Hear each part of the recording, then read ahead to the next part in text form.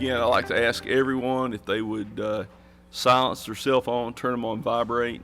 We've got a very short agenda, but we've got some important things we need to do. At this time, I'd like to ask Commissioner Brian Booth if he would say the invocation. Dear Heavenly Father, as we come before you this morning, dear Heavenly Father, Lord, watch over this court, my Lord, and make sure that, dear Heavenly Father, this court does the right thing for the county, dear Heavenly Father, to help move it forward. In Jesus' name we pray. Amen. Amen. Madam Clerk, please call the roll. Judge Jones. Present. Commissioner Robertson. Here. Commissioner Tackett. Here. Commissioner Booth. Here. We have a quorum and we are ready to proceed. I'd like to ask Colonel Roy Downey if he would lead us in the Pledge of Allegiance.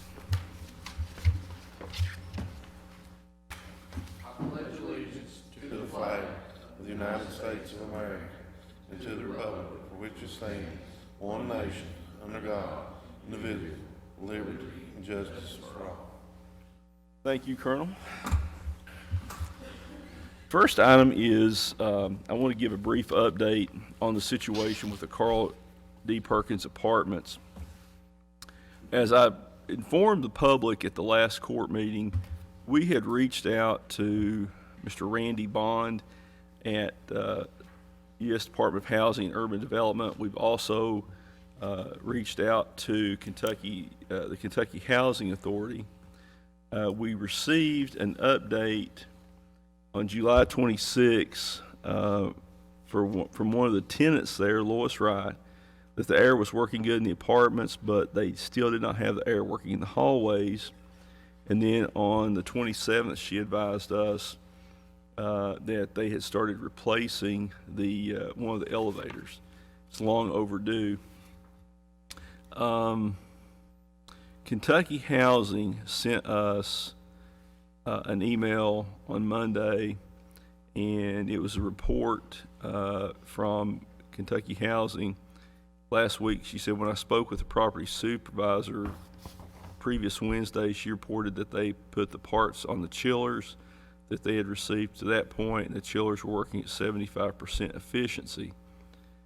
She verified that the rest of the parts would be in on Friday, July 23rd. When I emailed her today, she said that the parts were installed on Friday, July 23rd. She had a call in to the vendor for a more detailed report and would forward it once obtained. She also reported out that they had given out fans to the some of the residents, and that was one other update. So we are continuing to monitor this. We have been in contact with apparently the company that is in the, they're planning to acquire the property on August 31st. This is a company called Heritage Housing out of Norwalk, Connecticut. They potentially will be taking over the facility. In the interim,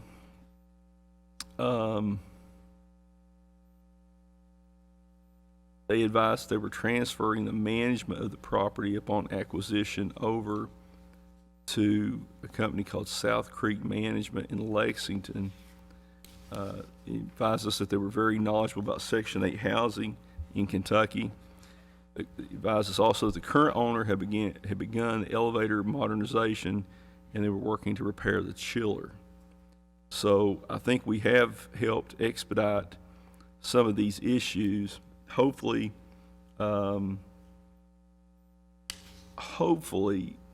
we can move this in the right direction, because the conditions there were absolutely horrendous for a period of time. According to the prospective buyer, it says following the acquisition, we will continue the elevator modernization project, and we've already identified a local HVAC contractor to assist with any additional chiller repairs.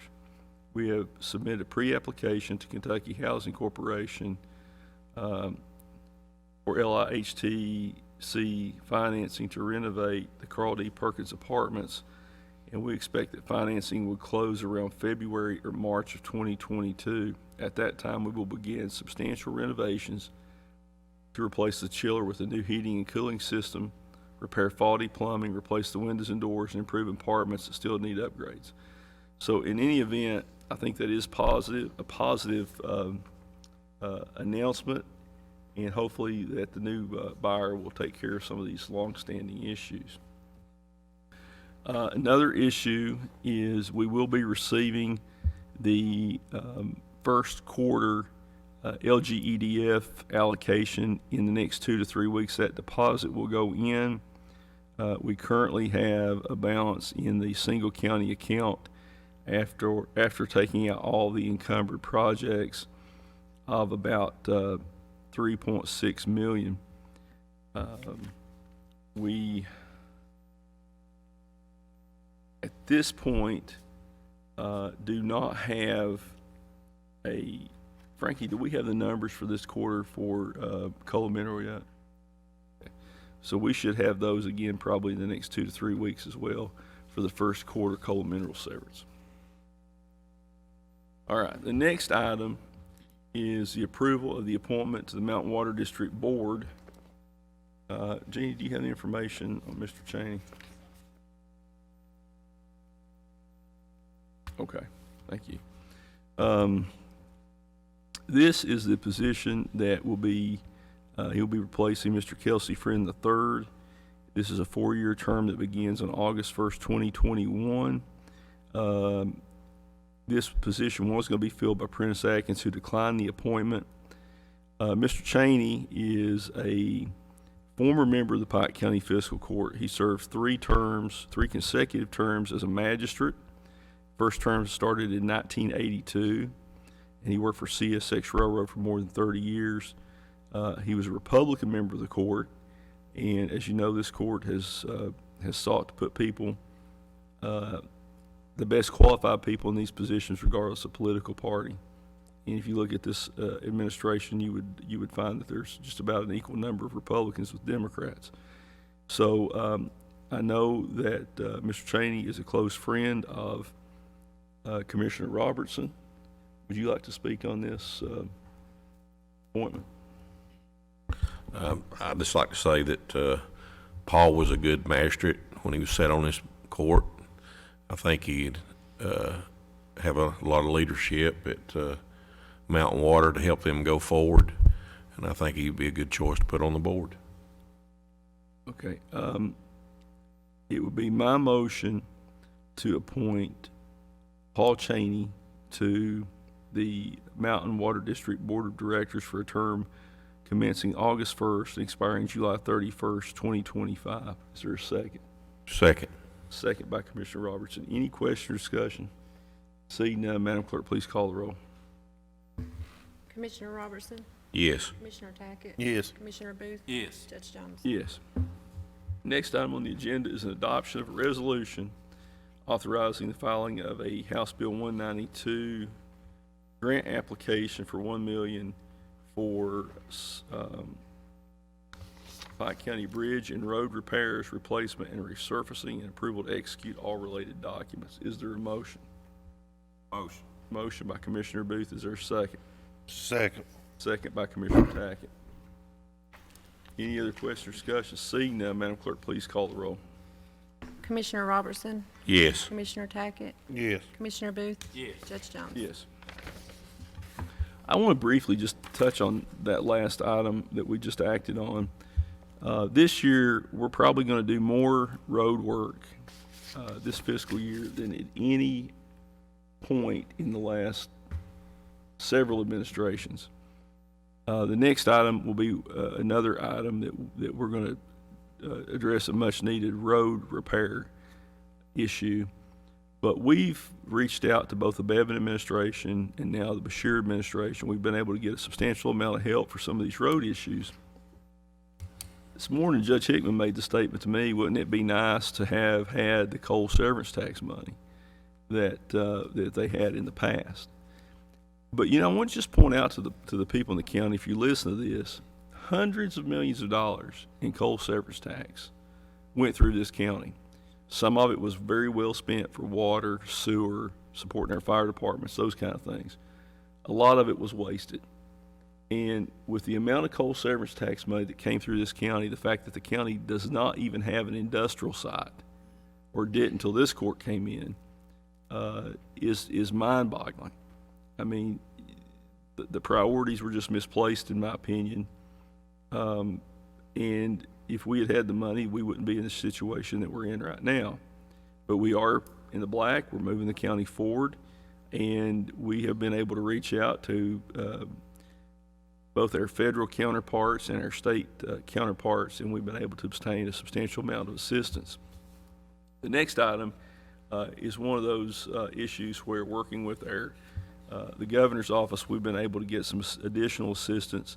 And this is adoption of a resolution approving the execution of a memorandum of agreement between the Pike County Fiscal Court and the Kentucky Transportation Cabinet Department for Highways in the amount of $367,650 for resurfacing of Right Fork of Brushy and Rock House Fork. This is a project that Commissioner Robertson has worked tirelessly for.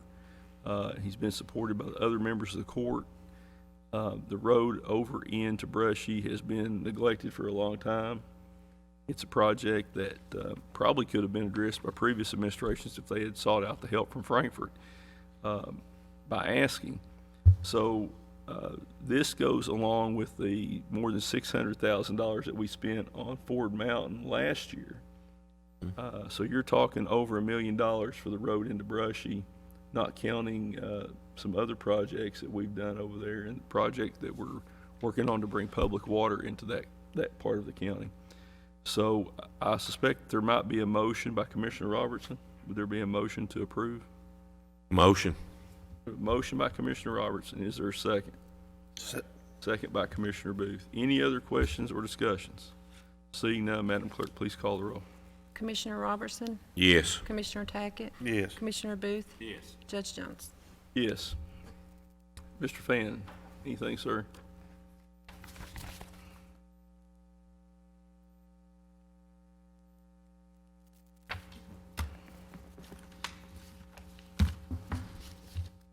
Before you begin, where my mowers at? Talked to him yesterday.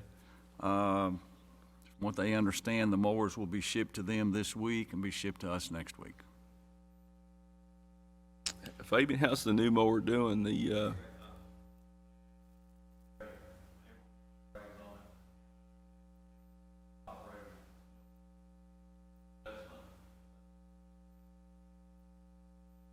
So I heard we got Road Creek done, is that right? All right. Thank you. If we had more mowers, it would have gotten there done quicker, so.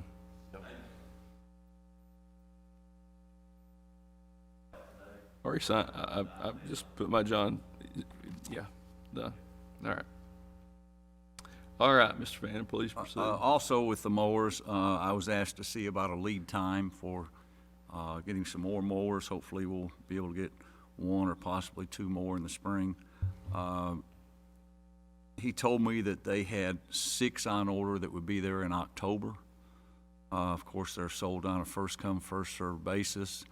I discussed with him before concerns about the warranty. You know, we had talked about that a couple years ago. If you buy a mower in October, November, don't use it till April or May, you know, you've lost 6 months of warranty. He said if we did that, though, he could more or less hold up the MSO and issue it in the spring when we started using it, so the warranty would start there. So we'll just have to kind of decide how soon we're interested in maybe purchasing an additional mower. I think we need to probably wait up into the fall to see how we're doing financially.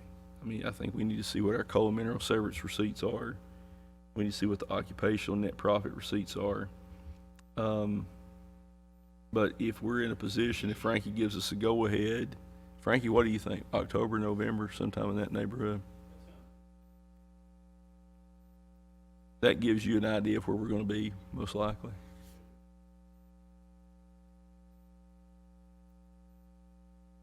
But they will have 6 new ones like we just bought in October if they're not pre-sold by the time they get there. That's all it is or not. I just talked about the price of your metals went up. I mean, And you may end up paying a lot more later and just than what you pay now. but you know, it comes down to managing the money too. I want to make sure that we're not in a, you know, there's going to be some other things that Fabian needs, like 6-wheel trucks. There's another excavator too that's gotta be bought. So, I mean, my preference would be to wait to make sure we got the money. I mean, I don't wanna put, the county in a position to where we're having to start making cuts on other areas toward the middle of or end of the fiscal year. I mean, you're the treasurer, speak up. You tell me what you think. So will we know by the 1st of October?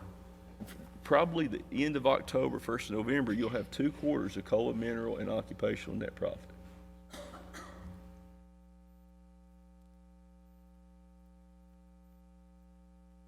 I mean, if you do it and, Well, we can just hope they don't sell them. well, I mean, this is gonna correct itself. I mean, this production is gonna get caught up. I mean, this stuff's not gonna last forever. I mean, you're not gonna be selling used cars for new car prices forever. I mean, eventually the supply chain is gonna catch up. And, one problem with buying right now is you're gonna be paying more. I mean, like I said, I know people that have bought used cars and they're paying new car prices for them. So it would seem to me that, I know we do need the dump trucks, though. well, I'm just one vote, but you guys have to prioritize what you think. I mean, Can you even find the dump trucks? That's been an issue for the last couple weeks. I've been on the phone with all the distributors, the different brands, and there isn't anybody that has anything on the ground. And we know what kind of delays we've had in some of this other equipment. I'm afraid it's gonna be the same way for these 6-wheeler dump trucks. but it's not gonna be this way forever. Correct. This is gonna fix itself. I mean, this economy's not gonna stay this superheated. If it does, you're gonna have a massive inflation problem. I mean, nobody's gonna be able to afford to buy anything. Now, as far as cost on your mowers, you're talking about metal going up, which I know it is. We're buying these mowers through an annual Sourcewell contract, so that price will be good through the end of December on the mowers, if they're available. That's what I say, if they're available. Right. Well, I mean, just have him keep us apprised of it, and we'll know more about what we're, I mean, if he's got 6 and he calls you next week, said, I've done sold 3 of them, then you better be getting on board and buying them, or you're gonna end up with no mowers next year. well, there's no question that we need 1 or 2 more. I mean, I would tell him that if he gets the 6 in, which he may sell all 6 of them, but they'll start selling them, before he sells the last 2. If he says they're gonna be here in October, my guess is you're probably talking November, December, because they're not getting them on time either. Might not step in and buy 'em. I will let him know that. I'll tell him, when you start selling these, if you pre-sell or whatever, when you sell the first 3 or 4, let me know, because we may take the last 2. I mean, just have him let us know when they come in, and we'll take a look at our position at the time. But the biggest concern for Fabian is these 6-wheel trucks.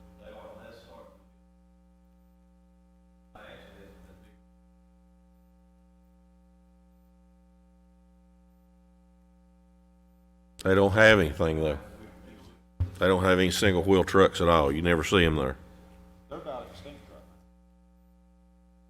now. I have found some pre-owned trucks, 19, 20, 21 models, dump trucks. I think about what we would like to have.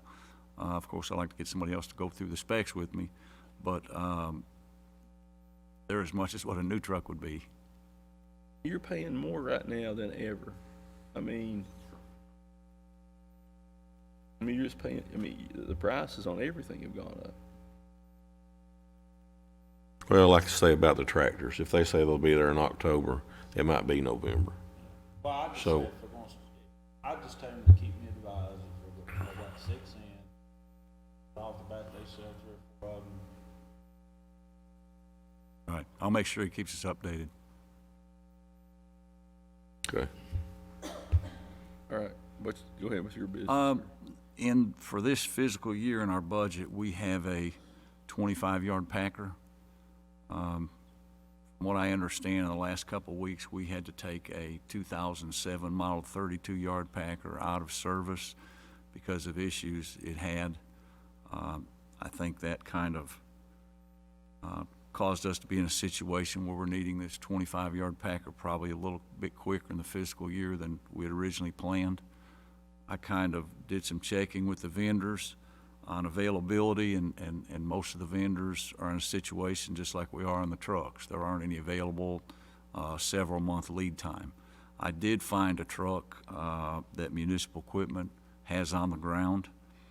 It's exactly the same truck like the two we bought last year. It's the Peterbilt truck with the New Way body, 25-yard body. It is available now.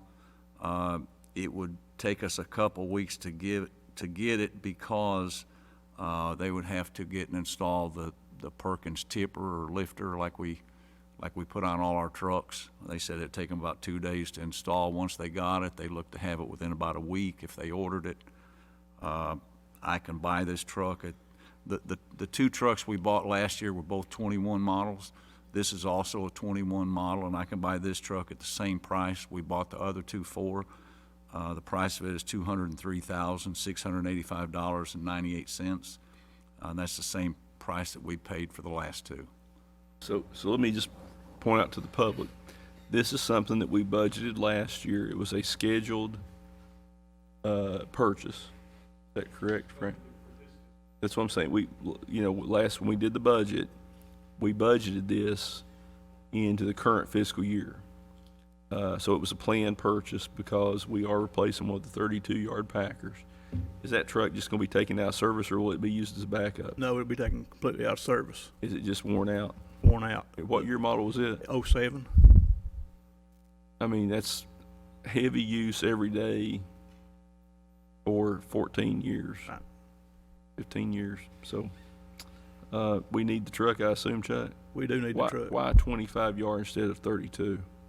Well, we're getting just as nearly the same compaction on the 25 yards as we are the 32. I mean, they're very comparable, and it's just easier to get up and down these hollers. A 25 yard is. 32s are a little bit too big for some of them. Yeah, I mean, we're still gonna have to have some 32s in our fleet, I'm sure, because we got a lot of garbage. But we need to, as many as we can downsize. We need to do that. What's the status of the solid waste fleet compared to what it was 2.5 years ago? If you buy this truck right now, there'll be nothing on the road older than a 16 model. It'll be the oldest truck on the road. What was the oldest truck 2 years ago? Lord, I don't even remember, Judge. We had some old 3s. I mean, we was in bad shape. Could if we hadn't made the investment in the new trucks, could you have continued to operate solid waste? There's no way. No way. The equipment was just worn out. Was any money ever put aside in the past to buy any new equipment or replace any of this equipment when it wore out? Not that I'm aware of, no. There's never been a capital plan set forth to upgrade like we have now. We have a capital plan now. Yep. All right. So obviously that's going to be an ongoing dynamic Right. plan and dynamic list of what needs. What's the next big purchase that you can foresee for the solid waste? Honestly, right now, I don't know. I mean, I think we should be in good shape for a while. One thing I'd like to look at, and I think Commissioner Booth agrees, is at some point we need to start changing our roll-offs over to, instead of cable hoist, over to hook lifts, but that's going to be a pretty big undertaking. But we need to start planning for that in the Would we be future. better off just trying to, as we replace the trucks, do that? The problem is the boxes we have now, the dumpsters, we call them boxes, but for the public, the dumpsters are all cable type. And at some point, we need to start ordering dual purpose boxes so that when we do make this switch, we'll be able to. You ask Justin or check in on that on the insurance, what he talked to us about? I have not.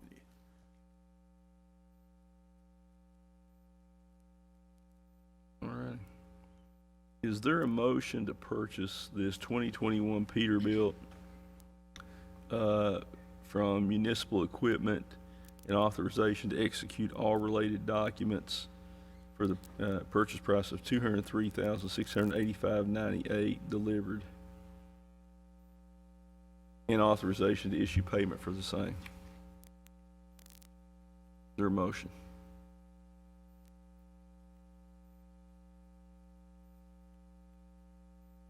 Hey Chuck, these new way bodies, how they holding up? It's, We really haven't. He knows I I'm can't not a fan complain. of 'em. Huh? You know I'm not a fan I of 'em. do. I wouldn't have 'em. You couldn't give it to me. But I mean, we've had that truck in service since '07, and I think it's been a pretty good truck. Probably that 07 though's got the turnbuckles on it too, ain't it? Yeah, this one that we're ordering does too. I'm not a fan of them. that's what the back, just the turnbuckles instead of The automatic latches, yeah. okay. The one that they have has turnbuckles on it. Is the other two we bought got turnbuckles on them? They do.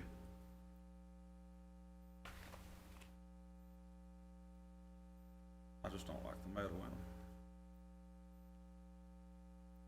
in them. Well, you done took the truck out of service? And We need the truck. we're in a truck short. What happened to the old truck? Well, I mean, the blade on it broke. Huh? Yeah, second time. You've redone it, like transmission in the old tractor, they're just, Yeah, it's just done. wore It's out. not worth putting money into. Can we go ahead and put that truck up for sale? We'd have to auction it, right? do we got some other stuff silent auction too? Put that tractor in there, What? that tractor's, the transmission's down, we put us, My advice fixed would it. be, oh, did we? my advice would be to wait till we got some more stuff, because, I mean, you're gonna incur auction costs, advertising costs, and you don't wanna do that for just two pieces of equipment. No. I just thought somebody might be interested in buying that truck some other city or something like that, you know. We get some money out of it, but What do you think, Frankie? Would we be better off Hard for an auctioneer to draw a crowd for, two pieces, but They're out. but now if you were gonna sell it to the city, you could sell it to another government entity. Or county. You could even donate it to them. So, I mean, you wouldn't have to have a public auction if you were gonna sell it to the city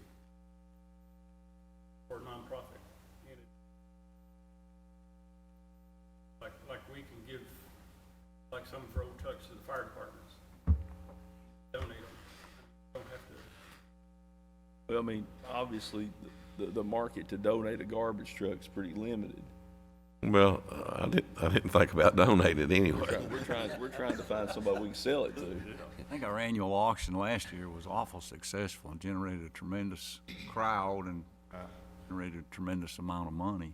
If we've got several But you're pieces better- again this year, hopefully it'll be successful also. But you're better off waiting until you got some more stuff, because advertising, auctioneer's fees.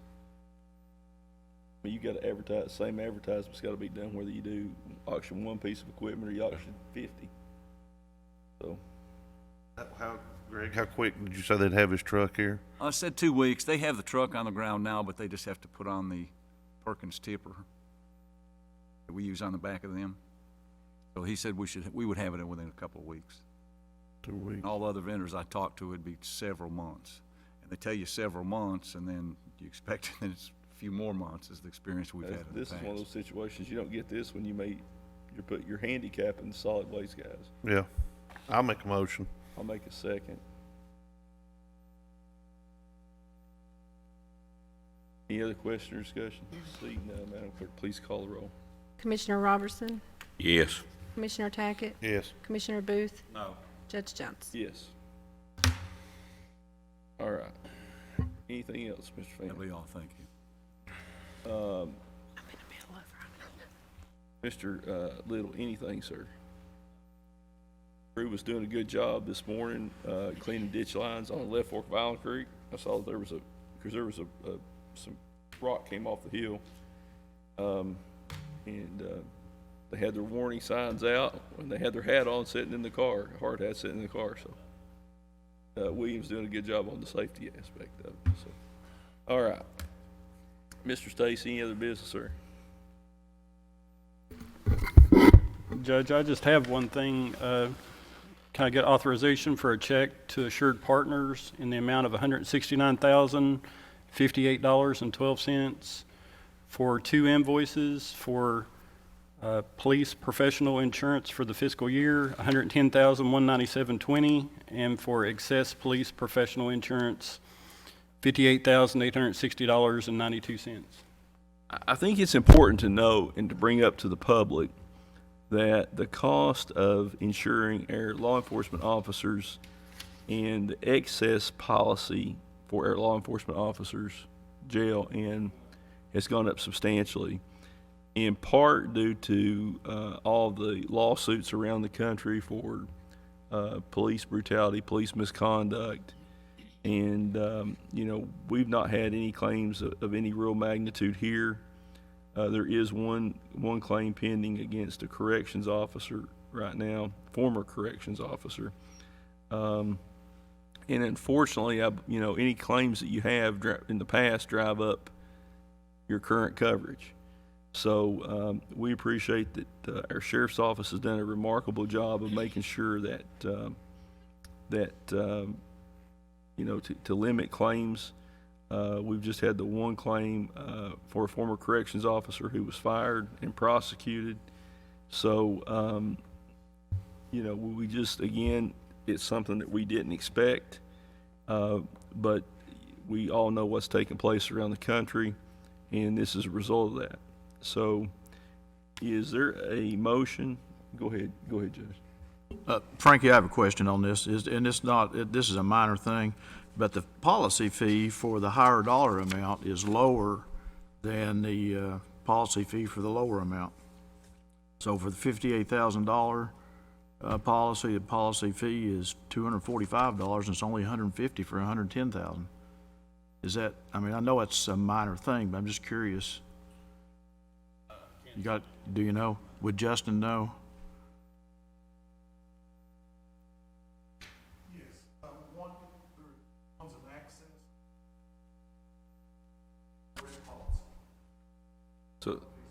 So the policy fee's lower on the Higher dollar. the primary coverage Okay. is on the excess. How much did this go up from last year? I'd have to look at last year's because they billed it all on quarterly payments. We didn't pay the police and excess fees Separately. We didn't pay them separately last year. all separately. So. Yeah, last year, your primary was enrolled with Brit, who was our current insurance company. So that premium was not broke out. We only had the access to go by, and that was, I'm wanting to say around 47,000. So the access went up by about $11,000, and then we had to get the primary with Kinsale this year because Travelers wouldn't do that. Okay. Thank you, sir. But they did say that they needed the possible because they go into effect July 1st. Coverage is already in effect. All right. Is there a motion to authorize a check for the police professional insurance and excess police professional insurance to Assured Partners in the sum of $169,058.12? Motion. Motion by Commissioner Tackett. Is there a second? Second. Second by Commissioner Booth. Commissioner Robertson. Any other question or discussion? Seeing none, Madam Clerk, please call the roll. Commissioner Robertson? Yes. Commissioner Tackett? Yes. Commissioner Booth? Yes. Judge Jones? Yes. We do have a brief need for executive session.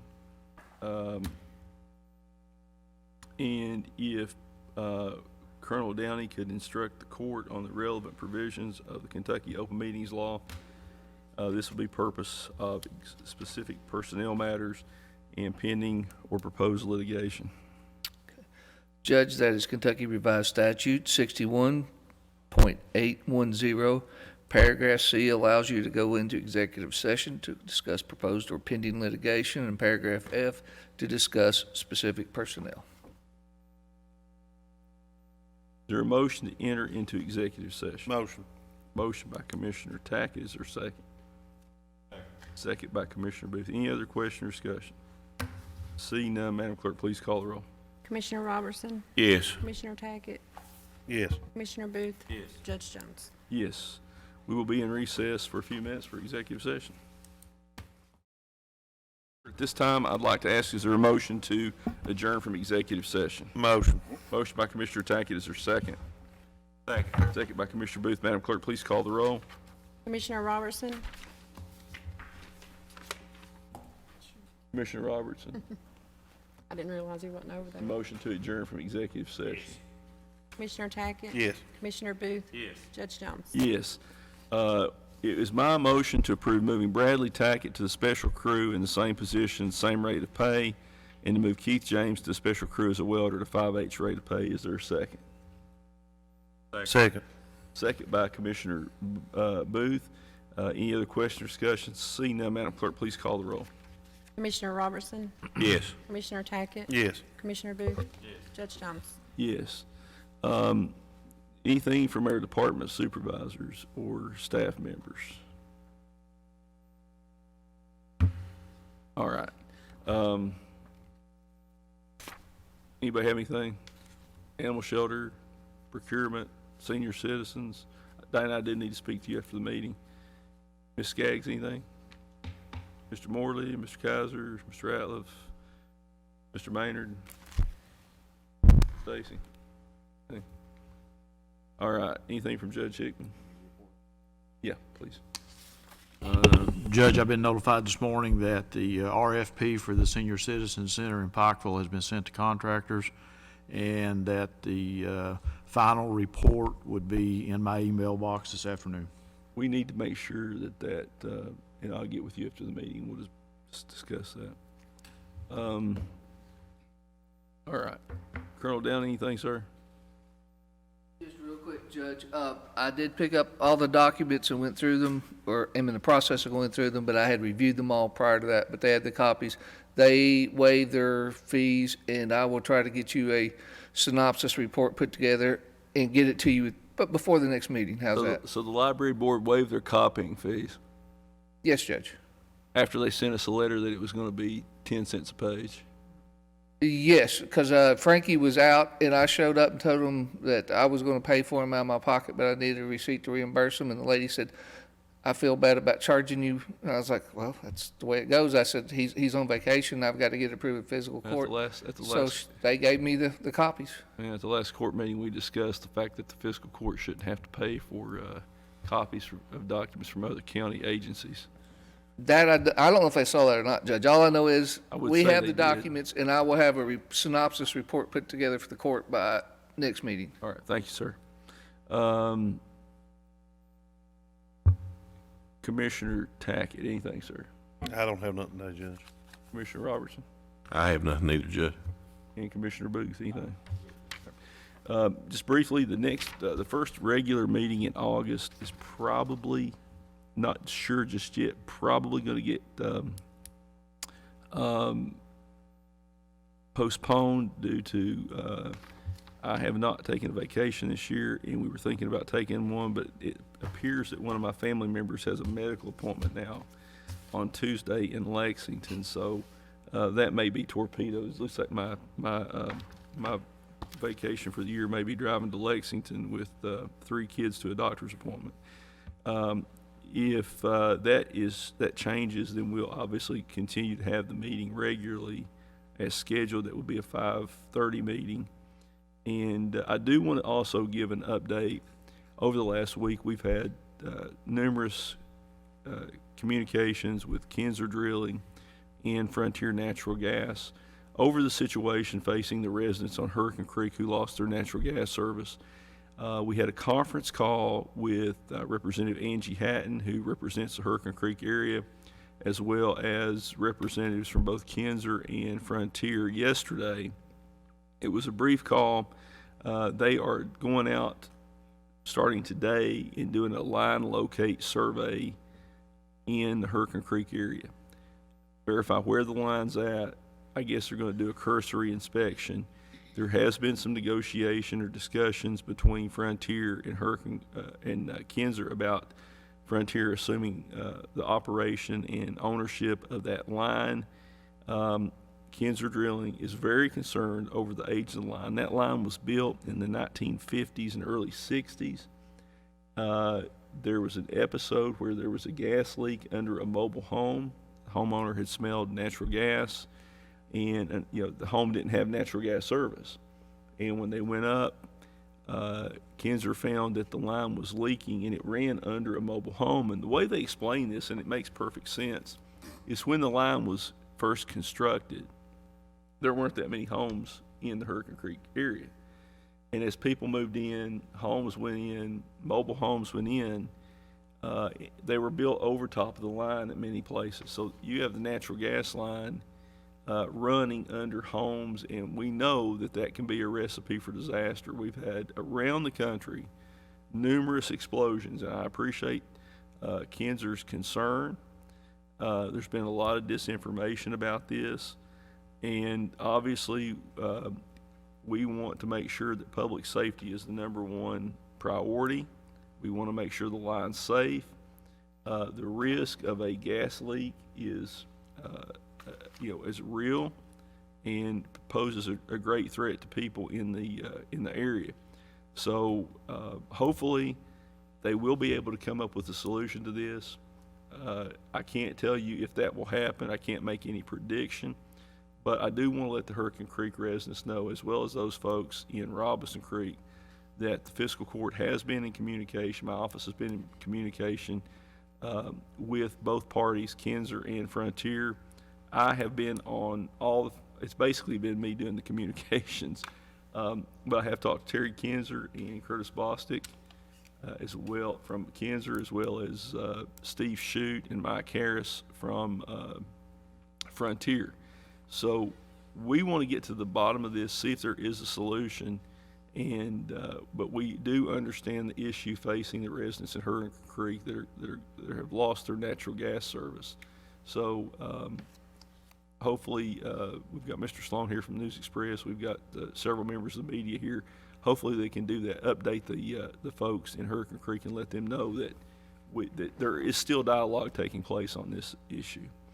We're going to continue to monitor the Carl Perkins Apartments issue.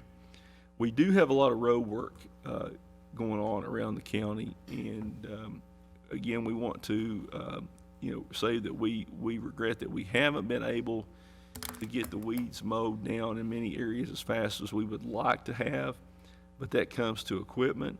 And as Commissioner Booth talked about, things are going up in cost. Availability of vehicles and equipment are severely constrained.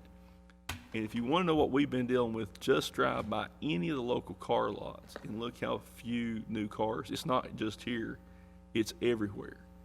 The economy has sort of heated up.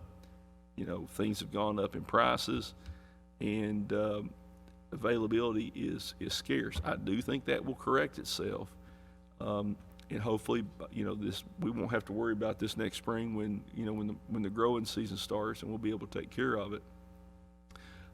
We do have Governor Beshear will be back up to the fiscal court. We may have a special meeting to welcome him and let him address the court on Tuesday, August 17th. I'm still waiting on confirmation about that. Hopefully he'll be here to discuss some various issues related to ARC grant applications and other discretionary road funds and so forth. We appreciate the Beshear administration's work with us. And just to summarize what they've done, we received almost $1 million in ARC grants that they signed off on over the last 2 weeks.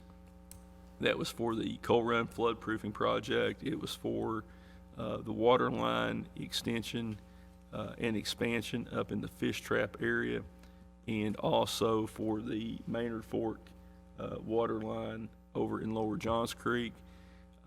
They've approved $350,000 in emergency bridge replacement funds, $350,000 for the Penny Street Bridge, $367,000 for Brushy for some road work down there, $100,000 for Barn Shee. So we appreciate what they're doing to try to help us address some of these urgent needs. And I think that there's going to be more help to come from the Beshear administration. I do think we have Congressman Rogers that's going to be here August 10th. So hopefully, he's going to have some good news for us. I've had a great relationship with Congressman Rogers throughout my career, both in the Senate and now as county judge. The night that I won the general election for county judge, the first phone call I had was from Congressman Rogers. And I certainly, value that relationship and appreciate everything he's done to help me and help Eastern Kentucky. And we look forward to having him up here to discuss the Coal Run floodproofing project. We've had a great relationship with Mayor Andrew Scott down in Coal Run, who's worked with us on this project, and we have entered into the interlocal agreement with Coal Run to share any occupational net profit tax receipts that are generated from that project, and to share in the cost of the maintenance of the flood wall when it's done. So there's a lot of positive things that are taking place. Everything's not gloom and doom. I do want to just call everyone's attention to the fact that COVID is starting to spike again. We are moving back to possibly being in the red again. We are seeing more breakthrough cases where people who have been fully vaccinated are contracting the Delta variant. And it is really important that people who are not vaccinated get vaccinated, because the more people who are not vaccinated, the greater the risk that the virus is going to mutate to where the vaccines would, you'd have to have a booster or the vaccines would become ineffective. So much disinformation about vaccines. I have my older two, 15 and 12, they're fully vaccinated now. And my wife, as a physician, if we thought there was any risk to our children from this vaccine, we would never have had it administered to them. So, this can be a matter of life or death. We're starting to see more hospitalizations with the Delta variant. And a lot of people who, bought into this misinformation or disinformation, I just simply don't see why people are afraid of it. Some people have said, well, it's a new vaccine. Well, vaccines eradicated smallpox and polio. Our kids have to take, measles, mumps, and rubella immunizations before they start school. There's new medications for HPV, or vaccines for HPV. There's vaccines for hepatitis. There's a lot of things in medical science, diseases that have been eradicated or by and large stamped out by vaccines. And I would encourage you, if you have not been vaccinated, to please talk to your doctor about it, somebody you trust, and get vaccinated, because we certainly can't afford as a country to end up back where we were 6, 8, 12 months ago. And let me remind everyone that we have had 2 people here in the county die who have been fully vaccinated from COVID. It is a very real threat still, and a lot of people think just because, I'm afraid that we may be moving back to where, masks are recommended. So please take this seriously. It is not over yet, and if you've not been vaccinated, please get vaccinated. Doesn't completely eliminate the risk, but it does substantially improve your chances of either not contracting it or not getting sick. So I believe that's all I have. And is there any other business to come before the court? Mr. Sloan, would you do us the honor and say the benediction for us, sir? That's why I asked that question. Have I forgotten anything I should ask? All right.